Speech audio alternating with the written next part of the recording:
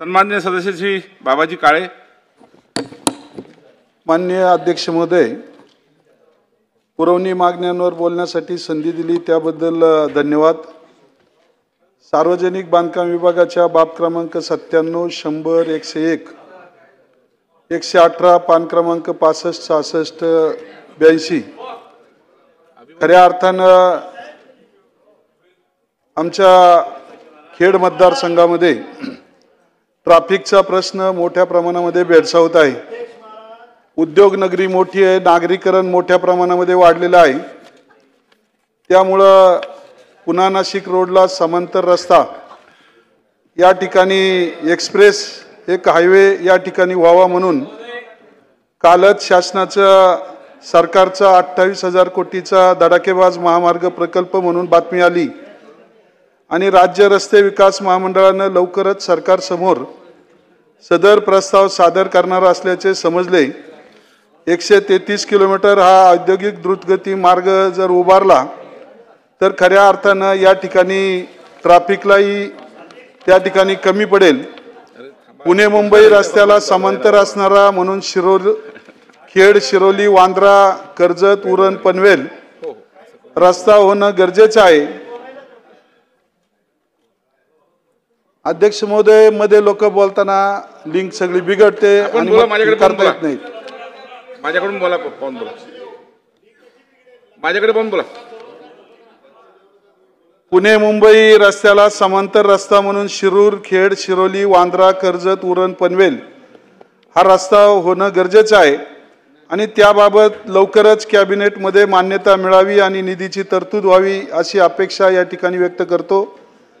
खेड तालुक्यातील वाकी फाटा, काळूस, भोसे या MDR रस्त्यावरील काळूस गावाजवळील पूल एकदम धोकादायक झालेला आहे।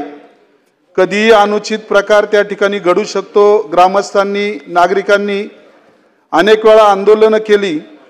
काही दुर्घटना होऊ नये म्हणून मंत्री महोदयांना आपल्या माध्यमातून विनंती आहे की सदर पुलाला 10 ते 11 कोटी रुपये या ठिकाणी निधी मंजूर व्हावा, जेणेकरून दुर्घटना होण्याच्या अगोदर हे काम पूर्ण होईल। खेड पंचायत समितीची इमारत आणि नवीन प्रशासकीय इमारत निधी अधिकचा या ठिकाणी वाढवून द्यावा। खेड तालुक्यातील सर्व रस्ते पावसाळ्यामुळे दुरावस्था झालेली आहे। सदर रस्ते दुरुस्तीसाठी मोठ्या प्रमाणामध्ये निधी मिळावा। पूरहानी व आपत्कालीन नुकसानीसाठी 100 कोटी रुपयाचा निधी अपेक्षित आहे। आळंदी हे तीर्थक्षेत्राला जोडणारा चाकण आळंदी रस्ता चौपदरीकरण व्हावा ही विनंती आणि त्याचबरोबर नगरविकासाच्या माध्यमातून बाब क्रमांक 7, 78, 79, 80, 81 पान क्रमांक 49, 50 याप्रमाणे पुणे महानगर नियोजन समितीची बैठक 2021 पासून झाल्याचं दिसत नाही। त्याबद्दल मंत्री महोदयांनी निर्णय घ्यावा म्हणजे विकासाचे निर्णय लवकर होतील। PMRD मार्फत विकास आराखडा लवकरच फायनल व्हावा। PMRDच्या माध्यमातून शहरातील वाहतूक कोंडी सोडवण्यासाठी प्रस्तावित मेदनकरवाडीचा 36 मीटर बायपास, त्याचबरोबर 15 मीटर रुंदीचा नाणेकरवाडी शानी कंपनीचा बायपास, प्रस्तावित 30 मीटर तळेगाव चाकण महामार्ग हिंगणे चौक ते चाकण औद्योगिक वसाहत टप्पा क्रमांक 3 हा 900 मीटर लांबीचा रस्ता हे लवकर भूसंपादन होऊन त्या ठिकाणी ती कामं व्हावीत। PMRDने अतिक्रमणांवर मोठ्या प्रमाणामध्ये कार्यवाही सुरू केलेली आहे। माझी शासनाला आमच्या तालुक्याच्या वतीनं, सर्वसामान्य गोरगरीब जनतेच्या वतीनं विनंती आहे की गरीब आणि मध्यमवर्गीयांनी प्लॉट घेऊन त्या ठिकाणी घरे बांधलेली आहेत आणि काही नियमावली करून खऱ्या अर्थानं दंडात्मक कारवाई जरी केली तरी सदर जागा व घरे ही नियमित करावीत।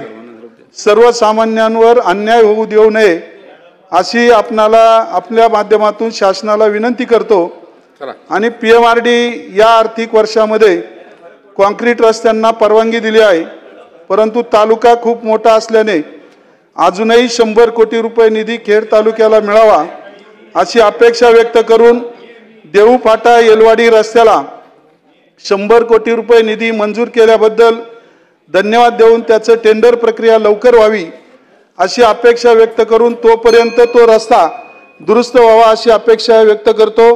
PMRDच्या माध्यमातून अधिकची घरकुले खेड तालुक्याला मिळावीत। त्याचबरोबर सांस्कृतिक भवन, कुस्ती आखाडे, बैलगाडा घाटांसाठी निधी मिळावा। इंद्रायणी प्रदूषण कमी करण्यासाठी PMRDने 500 कोटीचा प्रस्ताव तयार केलेला आहे, तो लवकरच मंजूर होऊन त्या ठिकाणी ती कामे व्हावीत। चाकण, खेड, आळंदी, राजगुरुनगर असे 3 नगर परिषदा या ठिकाणी आहेत। अग्निशमन कर्मचारी या ठिकाणी कंत्राटी आहेत, कोणत्याही प्रकारचं विमा संरक्षण त्यांना नाहीये, त्यामुळे त्यांना कायमस्वरूपी त्या ठिकाणी करण्यात यावं अशी अपेक्षा व्यक्त करून इतर नगर ग्रामपंचायतच्या माध्यमातून जे नगर परिषद झाल्याच्या नंतर कर्मचारी काम करत आहे अशा खेड आणि चाकण नगर परिषदेमध्ये त्या कर्मचाऱ्यांना कायम करण्यात यावं। राजगुरुनगर नगर परिषदेच्या करवाढीला यापूर्वी स्थगिती मिळावी म्हणून सभागृहामध्ये मी विषय मांडला होता। तालुक्यामध्ये अनेकांनी त्या ठिकाणी उपोषणाला बसले होते। मंत्री महोदयांनी आश्वासन दिलं होतं की 8 दिवसामध्ये यावर निर्णय घेऊन स्थगिती देऊ, परंतु अद्यापही निर्णय घेतला नाही, तो लवकरच घ्यावा जेणेकरून आमच्या राजगुरुनगर वासियांना न्याय मिळेल। नगरोत्थानच्या माध्यमातून 3ही नगर परिषदांना मोठ्या प्रमाणामध्ये निधी मिळावा अशी अपेक्षा व्यक्त करून या ठिकाणी थांबतो। रामकृष्ण हरी। आपल्या भागातील महत्त्वपूर्ण बातम्या पाहण्यासाठी आजच आमच्या चॅनलला सबस्क्राइब करा आणि बेल आयकॉन प्रेस करा। आणि तुम्ही जर आमच्या बातम्या फेसबुकवर पाहत असाल तर आजच आमच्या फेसबुक पेजला लाईक, शेअर आणि फॉलो करा।